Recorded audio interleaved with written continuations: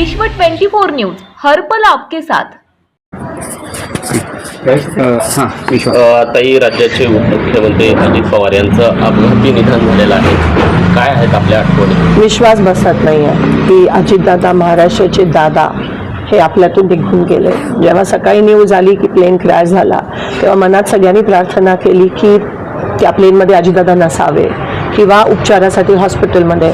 पण मग काही क्षणानंतर न्यूज आली की दादा त्या क्रॅशमध्ये गेले आणि अंगावर असा शहारा येतो, कारण का एवढे जवळचे संबंध। मला एक लहान बहीण म्हणून नेहमी ते बघायचे, कौटुंबिक नातं होतं। 2 महिन्यापूर्वीच मी माझी बहीण त्यांना आमंत्रण द्यायला गेलेलो माझ्या भाचीच्या लग्नासाठी, आणि नेहमी काय ग प्रणिती असं म्हणायचे। मी जेव्हा फोन करायची ढिकले म्हणून त्यांचे पीए असायचे, दादांशी बोलायचे, डायरेक्ट दादा बोलायचे। माझ्या मतदारसंघासाठी दादांनी खास निधी पण दिलेली, अजून त्याची कामं आपल्याला होताना दिसत आहेत। मी MLA होती, आमदार होती, तेव्हा पण दादा बोलून त्यांना अभिमान वाटला जेव्हा मी पहिल्यांदा निवडून आली, आणि नेहमी मला गाईड करायचे की हे असं ते असं।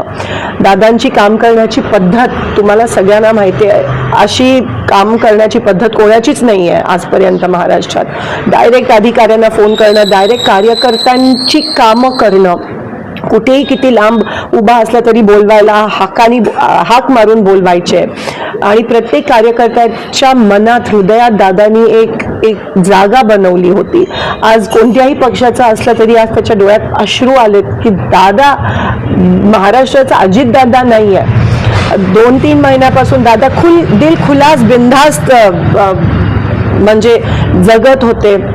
जिल्हा परिषद इलेक्शन्स आहेत, दादा एक वेळेसाठी खूप पर्टिक्युलर होते। जर 9ला मीटिंग असायची तर 9ला 10 मिनिटं असताना ते तिथे उपस्थित असायचे, आणि सारखं एकदम हेक्टिक लाईफस्टाईल। ते ज्या विमानातून गेले, आज त्यांचा तो क्रॅश झाला, ते पण बारामतीमध्ये, स्वतःच्या गावात क्रॅश होणं, ह्याच्यापेक्षा धक्कादायक काय न्यूज असू शकते। ते विमान, त्याच विमानातून ते सोलापूरला अनेकदा आले, ते त्यांचं नेहमीचं सॉलिड विमान होतं VSR।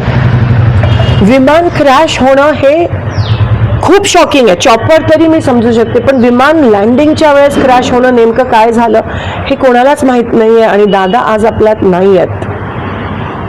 कुठेतरी आपण पाहतोय की तुम्ही त्यांच्यासोबत मंत्रिमंडळात पण काम केलेलं आहे आमदार म्हणून, काय त्यांच्या आठवणी? मी पहिल्यांदा आमदार झाली 2009 मध्ये, तेव्हा दादा बघितलं मला विधानसभेत आणि अभिमान वाटला त्यांना। तेव्हा मी सगळे एकत्र होतो, आणि तेव्हा दादांचं स्वप्न अनेक वर्षाचं मुख्यमंत्री बनायचं, पण कधी कधी ना मुख्यमंत्र्यांकडे कमी आणि दादांकडे आम्ही जास्त जायचो, आणि हक्काने ते बोलवायचे, बसवायचे, काम निधी द्यायचे प्रत्येकाला, कार्यकर्ता असेल, आमदार असेल। आणि दादांची काम करण्याची पद्धत मला माहिती आहे। बोरामणी एअरपोर्टसाठी जेव्हा मी त्यांच्याकडे सकाळीची वेळ दिलेली, आज फोन केला तर म्हणायचे उद्या ये तू, आपण करूयात, आणि मी उद्या सकाळी दुसऱ्या दिवशी पोचायची, डायरेक्ट बोरामणी एअरपोर्टसाठी फोन करून हे 20 कोटी बोरामणी एअरपोर्टसाठी दे, सँक्शन करायचे, आणि दुसऱ्या दिवशी त्याचं GR निघायचं। हे विकास कामाबद्दल त्यांना एक जी जाणीव होती ना, कधी स्वार्थ, आणि एक घाव 2 तुकडे, जे काय ते तोंडावर बोलायचे, दिलखुलासपणे बोलायचे। एकाला जर एकाचं काम करायचं असेल, कोणत्याही पक्षात असते तर ते दादा काम करायचे, आणि ह्याच्यामुळे त्यांच्यावर टीका पण अनेकदा झाली, पण दादांना त्याची पर्वा नसायची। आज पण ते ज्या पद्धतीत आपल्या लोकांसाठी, त्यांच्या लोकांसाठी वन फिरायचे प्रचारासाठी, कोणी बोलवलं तर लगेच जायचे, फोन उचलायचे, हे तुम्हाला दिसणार नाही अनेक लोकांमध्ये महाराष्ट्रात। आणि म्हणून आज एक खूप मोठी पोकळी निर्माण झाली आहे, कारण का दादा गेले, विश्वास होत नाही आहे। आता पण त्यांच्या मिसेस, आज पार्लमेंटचा पहिला दिवस आहे, आज प्रेसिडेन्शियल ॲड्रेस आहे, पण आम्ही काही जण जाऊ शकलो नाही जिल्हा परिषद इलेक्शनमुळे, तिथून त्या निघाल्यात। आणि पवार साहेब पण मला असं वाटतं तिथून दिल्लीवरून निघाले, सुप्रियाताई आहेत, आणि पुण्यात लँड होऊन मग बारामतीला बाय रोड येणार, कारण का बारामती एअरस्पेस बंद आहे। पण मला विश्वास होत नाही, आणि ते त्यांचं विमान, म्हणजे जे आपण म्हणतो की ट्विन इंजिन असायला पाहिजे, सॉलिड, ते त्या बाबतीत पर्टिक्युलर होते, आणि क्रॅश होणं बारामतीत स्वतःच्या गावात खूप मोठा लॉस महाराष्ट्राचा। मी हिंदी दिलं।